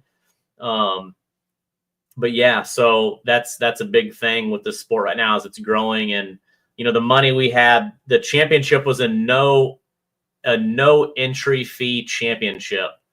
And it had $25,000 plus $3,000 for Angler of the Year, plus money from Big Fish. So almost $30,000 in cash was paid out with a no entry fee, 100% payout during the season. That is, I don't know any other trail that's doing that. And the only reason we're doing that is because of the sponsors. And I think that that's so important, and my hat's off to them. I mean, you've been in this game a long time. I mean, that is incredible. And we hope to continue to do that in 2026. So a shout out from me to all the sponsors that are sponsoring the anglers and obviously the trail. And all jokes aside, Phil Brown says, Joe's a good dude, wild at times, but a good dude. I like, that's almost like a quote itself right there. I like that. That's perfect. That is a perfect quote, I think. That's perfect, Phil. Look at, I like Phil's profile pic. He looks like like an Axeman guy or something, doesn't he? He reminds me- They're kinda- Yeah, he's serious. He's a serious dude, but he's still a good dude. I don't know. Oh, we got Hey. you, Crazy Joe. Said. Yeah. All jokes aside, like the damn Twisted Cat Trail has been such a blessing. Like I've traveled, I've done some other stuff and all that, and I know I took the microphone away the other night just to say this, but the Twisted Cat Trail is such a good family that it's just unbelievable that we can all get together, have fun, not worry about too much drama. I mean, there's always a little bit of drama involved in everything, but I mean, I feel like the trail itself is just incredible. Like the family and all that stuff is just incredible. And I love each and every one of everybody that is out there on this trail and stuff. And I mean, that is watching this or any of that stuff. But I mean, it's amazing that the family that we have with this trail. Yeah, no, it is. It's like I said, this is 11 years, and I can't believe it's already been that fast. And like I said, we're super excited for next year, and love all the support from the sponsors, obviously the anglers, the people that don't even, some of them don't fish, that follow us on social media. So we try to entertain. Obviously, Liz and I will be entertaining as much as possible down in Morgan City. While we're fishing, we plan on doing some live stuff. Maybe me and her will go head to head. She thinks she can outfish me, and I guarantee that's not the case. But she will hold sharks better than me, that's for sure. He was. What? So you're ready for next year? Then you got your new boat. Yeah. Are you worried about anybody next year, like competition-wise? I mean, you're worried about Craig. You think you beat Craig this year, you don't have to worry about him next year? Or you think he's going to try to come forward again? Mr. Craig, I got a message for you. I'm coming after you again this year. Or next year. So no. So you know what? No, I told mean, he was a really hard competitor this year. I mean, and of course, Jameson and Parks, always two people you have to worry about. But Craig was someone that he was a hard person to worry about this year.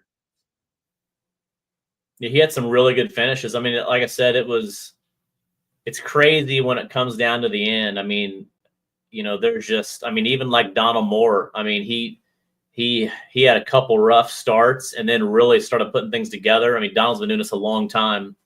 And Donald, like I said, he didn't get a lot of pre-fishing and came and still had a really good event. But man, like Craig, and again, this is how it's played, is every year, whoever is in the lead going into the championship has not kept it. And that's scary. And I mean, now we're talking 3 years straight. If you go into the lead, Aaron Jarrell last year went into the lead thinking he had it in the bag, and JT Ray just came in there.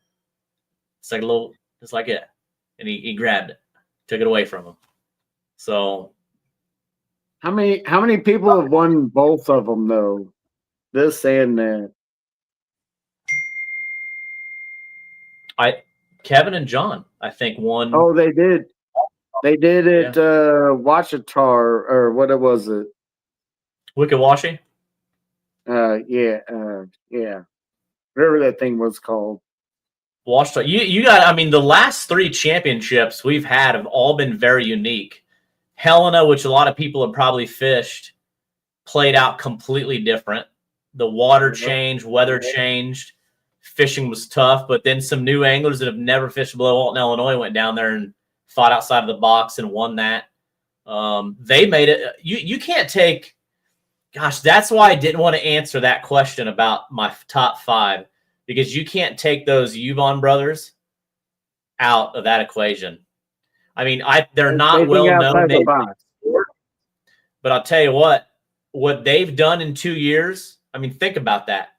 They've made the championship 2 years in a row that they fished it. They won the championship last year, and I don't know where they finished this year, but I mean, they're from Northern Illinois. That's incredible. And they're young. So, I mean, there's a lot of anglers that are just starting to get in. They're good, and it's going to get really, really tough. Like I said, I can't wait to see a few more anglers jump in and see what it's going to take next year. But I was shocked how close it was this year. You know, it was the most nail biting year I've ever seen in my life. Like, I mean, sitting up there in the hot seats and knowing that John Jameson and them were coming in and like, oh no, here we go. And then getting them by a few pounds, and then Nooner hauling them like, oh no, here we go. Like, this is gonna go bad. And how we got it, I have no idea, but I am thankful and blessed, and that we set out to do this goal this year, our first year as a team, and we made it happen. And it was, I don't know, it was insane. Still just insane. Yeah, JT said you just don't want to be number one going into the championship for Angler of the Year. You can go back to back. That ain't happened yet. Oh, it's going to happen next year, buddy. I'm going for it again, buddy. Hey, you got to get me a picture like this. See the picture that I photoshopped of JT? He's got his belt on, and then I put a wig on his head. I put a Ric Flair wig on his head, and then he had a coffee cup, and I put, I don't know if it says good times, good vibes or something, but that's still his profile pic. Phil we got to reenact that photo, obviously. Yes. I remember my first Twisted Cat outdoors tournament. Alex was the director, but the wind was in the back of a Chevy pickup. It's came a long way since then. My first tournament out of Columbia Bottoms, Wade Kaminsky was the first angler I ever weighed. He weighed in early. He had like a little bass boat. I went there in a Chevy Tahoe. I had a notebook with the payout schedule on it, and one weigh-in bucket. And the boats would roll up next to me. They'd hand me the fish. I'd weigh them. That was wild. 40-some boats, the first tournament I ever did down in Columbia Bottoms. That's insane. I mean, that's still 40 boats for your first tournament.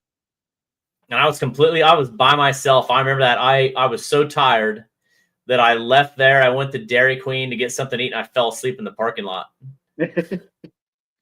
Yeah. And then I had to drive all the way home. That's like a 3-hour drive.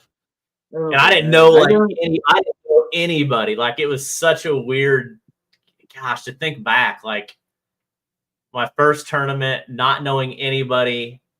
People are thinking, who is this idiot that just with a notebook and a damn weigh-in bucket and a bathroom scale? Golly. I remember my first tournament being woke up. It was about 3 years ago at the Alton tournament. I had some dumb reason to sleep in the parking lot. And, oh, yeah, let's party all night long. And directing traffic and everything else at like 2 a.m. And whenever 5 came, this guy was sleeping in his seat and everybody's beating on the window and everything. Yeah, let's have some fun. And that's, talking about rules, that's something that we're implementing for next year, kind of like what we're doing at Bama Blues is, well, like what we did at Alton Classic this year is, instead of, I hate like when people are having to sleep at the parking lot or the boat ramp to get in line to be first in line. So one thing that we're changing to try to get people to register early, instead of having 6 boats pre-registered and then everybody's up registering the night before the morning of, I think we're looking at closing registration down at, at the captain's meeting from 6 to 8. At 8 o'clock, online shuts down. Everything's done. You have to be registered by 8 o'clock that night. And then obviously trying to get like every tournament will be unique. Alton has a big parking lot. So whether we're using parking lots, but, boats like 1 through 25 are leaving at 6 a.m. And Bama boats 26 through 50 leave at 6:10, 51 through 75, 6:20, and then 76 through 100 at 6:30. You don't lose fishing time. You just lose travel time. And also trying to squeeze in that travel time. I don't want much travel time. I want to get back to, you know what I mean? If you're going to go for a long ride, you're going to lose some time. Kind of like the championship. By the time you left, you had an hour. Some of these events have gotten to 3.5 hours, which is a lot of travel time. I could be in a different country.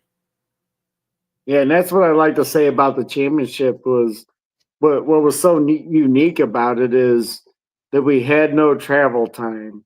If you wanted to make that run, you had to do it on your fishing time versus travel time. And, if someone wants to make that run during their fishing time, that's a lot better than, giving someone 3 hours in advance to say, okay, you got 3 hours to travel to wherever the hell you want to.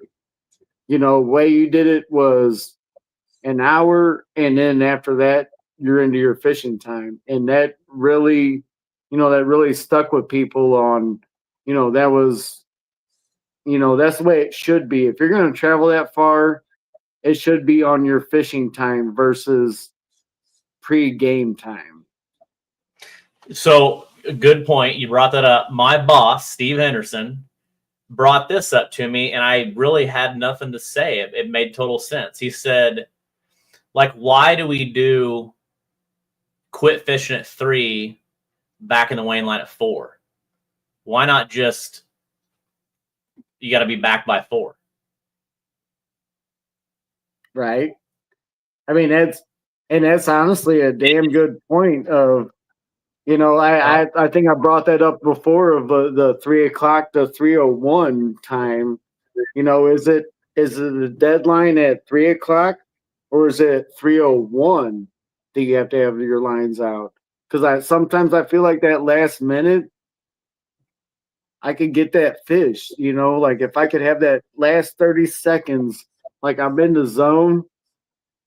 And that's a good point of if you could just cut it off at that 4 o'clock zone, maybe some people could be closer to where, they might be able to get that last little nibble. It would give you advantage if you're staying closer. Realistically, let's say that we did it at the championship. Nothing changes. Again, we get to that where if it's 4, how much further can you travel? So if we allow 5 p.m. like some events, the problem is people will go further and push that boundary.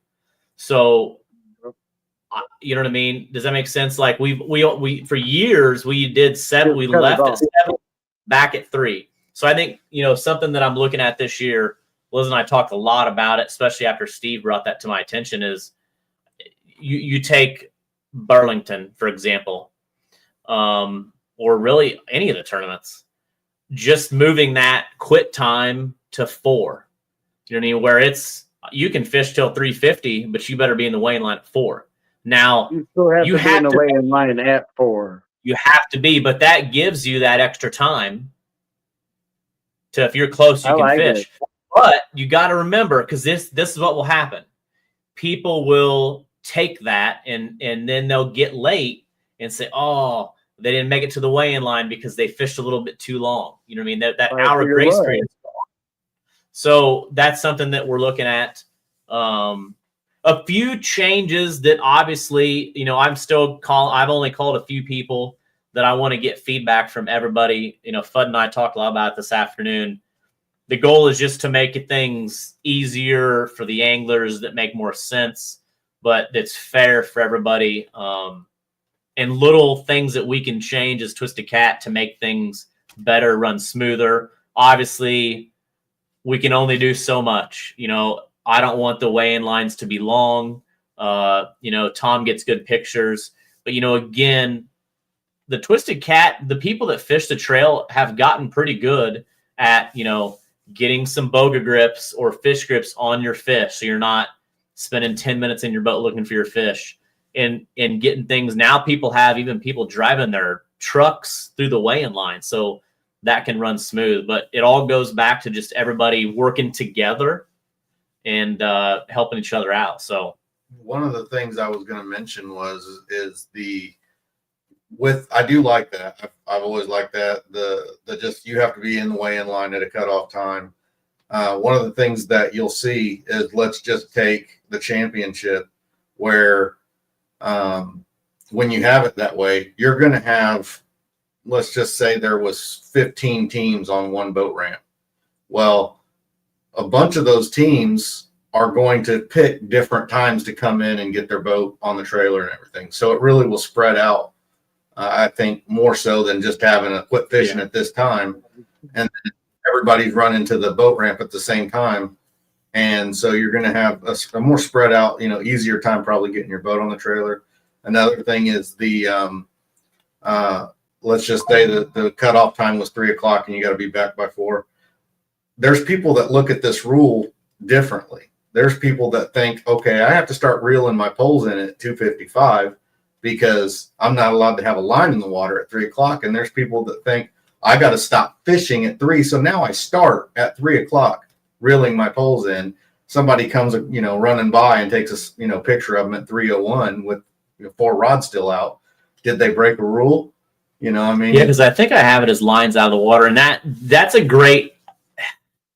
As a tournament director for 11 years, I still don't think of everything. It's the question is if fishing time is 7 to 3, does that mean at 3 o'clock all my lines got to be out of the water, or before 3:01? So it's those little small things that I'm trying to button up. I'm not perfect. I don't know. You're perfect. Well, Chris is perfect. Close as you can be, I guess. But I tried to do, especially with Liz, checking all my P's and Q's. But the goal is that it's fair, fun, and everybody has like I said, there's some things that can be petty, but I want to hear them all. I never want to hear something after. I always say I never want to hear something after the tournament. If there's any kind of drama or this, I do not want to hear it. I don't want to hear it from secondhand. I want somebody to tell me directly. So. And real quick, I want to ask Joe this. What's up, buddy? That is a nice hat you have there. That looks like one of them Russian, I don't know what they're called, Russian hat. But my question is, I think what losses did you have that sort of, do you feel like gave you the determination to try harder? Is there anything, was last year a close one? Did you feel like you could have done something better? Do you not feel as if, the losses are really what kind of give you the motivation, the drive to do better in the future? Honestly, like I just felt something this year that I had been trying to go harder each year on the Twisted Cat Trail, and it's only been 3 years for me. And this year here, I felt like something in my soul said that you need to go for this championship. You need to go for all this and see what happens. And me and Eddie teamed up and Pops, and like we had this team this year that was just incredible. If someone's line was being broke, if any of that stuff, Pops was tying the stuff, if we needed something, Eddie was right there, saying, hey, let's do this. If I was there, we just had this team that was just, I don't know. I feel like we had this team that was unstoppable this year, and I just felt it in my bones. I even called Alex a week earlier from the championship and said, hey, what happens whenever me and Eddie both get Anglers of the Year, because I just had that feeling that we were going to do it. I was looking for consistency, and we just, I don't know. It just, everything flowed together perfectly this year, and I don't even know how to explain it. In a way, it's funny that you say that. You know, when I fished with Steve and Doug for the MRM, you know, there was a serious note to it, but it was also sort of in fun and everything. But I had mentioned to him, you know, to both of them, I said, we just got to visualize it. We got to manifest it, you know, and it sounds almost like you almost went into it with that expectation of it and that confidence. And I think that plays a part in it. I think that does. Yeah, but also, like, that's you're exactly what we did this year. Was we set out this year to make a statement and show that we can do this, and what we did. You know, I mean, three first place tournaments out of 5 on the championship. That's a damn good. That's a damn good turnout right there. I mean, at that point, it becomes a little bit better than lucky, you know? Oh, yeah. Absolutely. That's why I can't wait till, like I said, when I'm starting to do these angler profiles, which some of you guys are going to have to think back, but I want to do like earnings, you know, placings. I think once we start putting that together is going to really show how good these anglers are, because you don't get in the top just by accident. And I think, you know, learning like, wow, Joe's done this, and this. I didn't know that Joe did this at MRM event. I didn't know that Joe did this at the CRC event or this. I mean, I think that's going to really showcase like how good these anglers are. You know what I mean? Right. Having like you said, if you go to an eight tournament year, which you don't point to that anymore. Okay, there's nothing over there. Sorry. 8's gonna listen. 8's tough. Hopefully okay, 10. Okay. What I'm saying is, once you get this to a point where you're consistent at the number of tournaments, be it 8, 9, 10, once you get it to there, and you know, I mean, at 13, that's I'm not taking anything away from Lunsford, but it's easier. You know, like you've done said, at 8 or 10 tournaments. Well, yeah, I'm not saying that it's easier to win. I'm saying that it's easier to get in because you have so many. Now, I had people fish 8 to 10 tournaments that didn't get in. Nate Moore, I don't know how many you fished. I love Nate, one of my best friends, but he didn't make the top 50, and he tried like hell. So, I mean, there's anglers out there that are doing that. But what I see or envision is dropping 3 tournaments if we can, and I am trying. We've definitely dropped them, but there's a couple that if we go to Virginia or, you know what I mean? Like, if you don't, let's just say that there's 10 and we're taking 4, it's still, I mean, it's going to be, you don't have a lot of options. Let's say you only fish 6. You don't have one that you can just say, well, I can go do this one now and maybe get in. I mean, it's going to be tougher to get in the top 50. And you'll have to be damn good to win. I think that also carries over to being a little tougher to win as well. I think you're going to see a lot of the same names, you know, but I think you got a lot of new people that want to get in and play. I mean, I think you're going to see Nate Blint step up, Moore step up. Maybe Lonnie and Donnie come in. Lonnie and Donnie maybe want to come play a little bit. Lonnie, Bill and Donnie, Cindy White come in. Bill and Cindy want to play a little bit. I mean, you're going to have some anglers that are starting to come travel and say, hey, I want a piece of that pie. And if I can talk Steve into something that I really want to do next year, who am I? Bud and Brandy, maybe, you know. Bud and Brandy, he said bring it. So I got a boat today. He just bought a boat today, Joe. And today. You know, we're basically, I'm still kind of new at a lot of the Mississippi River. You know, I was more East Coast, Ohio River, that kind of stuff. The bumping, I love bumping. I love dragging. But there's some places, you know, there's a lot of this that I'm coming into all of this behind the 8 ball. You guys have had this resource available to you closer and stuff. And you know, I'm not excusing myself. I could have came over there and I didn't, but that I feel like I'm playing catch up right now. And especially in a series like Twisted Cat, Humboldt is you know, like I told him earlier, I said, I really truly don't know how we made it in the top 50. I think you paid my mom. I think I had to, but I mean, really. Mama Kathy. I mean, seriously, I literally puked that night that he was doing all. Oh yeah, we got to go back to Keystone. Did you watch me live there? The night after the Keystone tournament, we did a Facebook Live, and there were people that were. I mean, I was stressed for them, like Coy Sneed, you guys. I felt terrible. I thought, no way. We had people at the hotel lobby. They were going to shut the lights off at 10, but I think we went a little past 10. And there were people in the lobby waiting to see if they made it. I mean, that was crazy. And again, like Nate Moore said, I hope more of the Southern boys come up north. I think this year we've seen more Southern people come up north than we ever have. So Absolutely. I think that Nate says, bring it, come up, Channel Catwater. But I mean, that's a different world too. But back to like Nate Moore. Nate Moore has not made it. Nate, did you make it 2 years ago? If he did, he was like 50th, maybe 50. Gosh, he might have been 51st and didn't make it.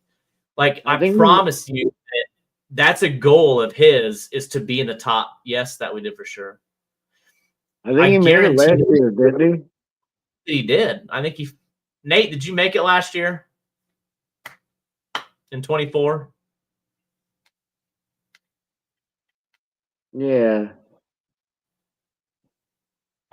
He said, last year we were 51st. He made it 3 years ago. Yes. So he made it 3 years ago, didn't make it last year. He got 51st and then didn't make it this year. But again, like that right there proves to you and shows you that it's not easy to get in. He's tried every year, but it's making him a better angler chasing it, going against the best of the best. Liz is texting me I don't even know what this Ocean Sage, I don't know. She must be texting me a list or something. But like those anglers you got to watch out for, because they're learning, they're getting better. And just like Tom said, Jason and Maggie, they got 8th. They made the champion, got into the top 50 and got 8th place. And this is their first year. First year we've ever even heard of them. Yes. Like they just came in and they stomped some ass. Was it a list of other stuff you put in your butt? Oh gosh, has anybody seen Liz's TikTok? Terrible. Not recently. Oh, you haven't? Well, yeah, just wait till you do. Nate said, I learned a ton of following this trail, made a ton of amazing friends. I was going to say something on that as well. I've fished a lot of different tournament trails. I think that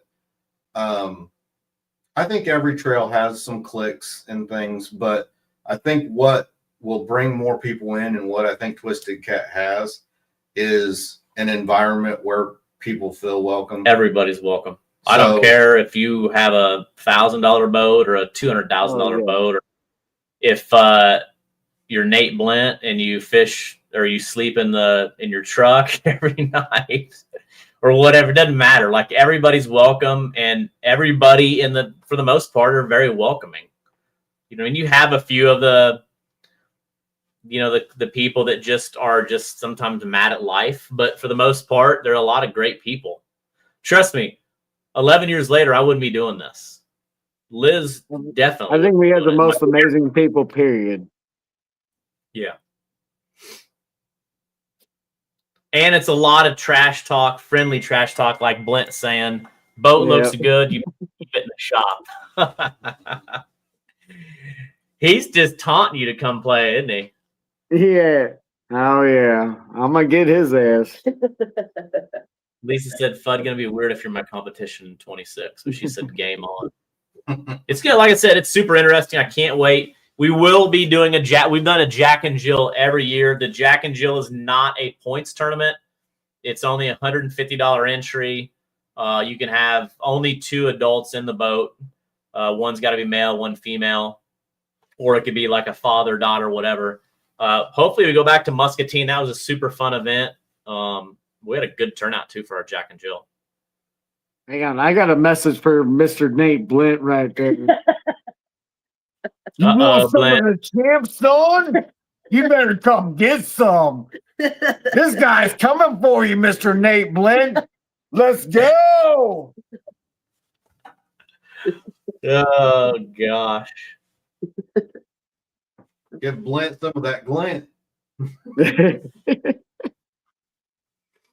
But yeah, so again, kind of as we're wrapping things up, I don't know what the mic means. Oh, mic drop or something. Again, drop. just a huge shout out to you, man, as just an awesome angler, great person. And again, kind of like they say in the UFC, I mean, the undisputed champ, you proved a lot this year. Came back down points, won the championship and Angler of the Year. And that, like I said, in my opinion, you are number one. I mean, when it comes to tournament anglers, and nobody can take that away from you until next year. It was an insane year. Yeah, I'm going to go ahead and get the belt for 2026 and start having it so you guys can look at it. Watching everybody like at the championship, like you tried it on, you're looking at it. I could just, in Craig Norris, like everybody was so stressed. So I got to get that started earlier. The stress level was real, bro. Make sure. Oh, I know. Super. But just make sure it's in my size again, because I'm winning no matter what. I don't know. I think it's going to be tough again. And back to back, man, is going to be woo. Oh, yeah. You want some of this, son? Come get some. Yeah, boy. Yeah, your trophy wall's got to be getting pretty big, man. You know? Hey, so is my head. Like, Oh my head. I don't know about that. Blint always messes no, with me. actually, it's not. I love everybody. When am I going down? Yeah, Blint. I think Blint's coming down to Morgan City with us too. He says after the weigh-in he's got to get a redo. Redo of what? Well, he only weighed like he weighed like 27 pounds in a 2-day total. Now, is he the one boat that got below us? It just, I was gonna say there's only one. I think someone had hand him some tissues. Right. Hey, you made it. I made it. I mean, you made it. You caught fish. You gotta be happy about that. It was actually, I didn't answer you, but I was gonna say Morgan City was one of my favorite tournaments, and I'm not sure on the other one. Maybe probably Bama Blues, but probably because we did decent in that, and I love that area. It's why I moved there. I think every event though we had was unique in its own way. I mean, I really enjoyed Perryville. But I only went to 5. So. Yeah. Fort Madison is a lot of fun. Burlington's a lot. Like Joe, you've been to enough of them now. Like every one is their own event. Like they're all so unique and different. From where the captain's meeting is to just everything about the event. You know what I mean? Absolutely. That's what I was saying earlier is, this just the camaraderie of every event we have, no matter if it's north, south, east, west, it doesn't matter where we go. We are straight family, and it's amazing everywhere we go because we know that we're going there to have fun with our family. Yeah. Bill Brown might come out of retirement and play. Who? Bill Brown. Who? Yeah. Oh, there we go. Let's go, Phil. Yeah, I think you're gonna see. I think if we can get some things dialed in, I think next year there'll be some people coming out of retirement. Dude, I think that we are driving people out of retirement right now because to come compete with the best of us, you better get your asses off the couch because you can't catch fish from there. Yeah, I agree. It's now's the time to step up. I got another question. You can talk it in the background, but come and get the hardware. If I guess one angler that doesn't fish tournaments that you would like to see come fish. Ooh, good question. Good question. Or that didn't fish Twisted Cat or just tournaments and all. I would say like a bigger national trail. All right, who are you going with? You go first. I'm thinking about it. I'm gonna call out Fricky. Oh, there you go. Ooh. He can What's up, Fricky? What up, motherfucker? Hey, you can catch him at night. Can you catch him during the day? Hey, let's go, Fricky. Who do you think? Who's yours? Being an Indiana boy and knowing, the guy I've always wanted to see go national would be James Halcomb. Yes, he was good. He is very, very, very good. Yep. Somebody I would like to see.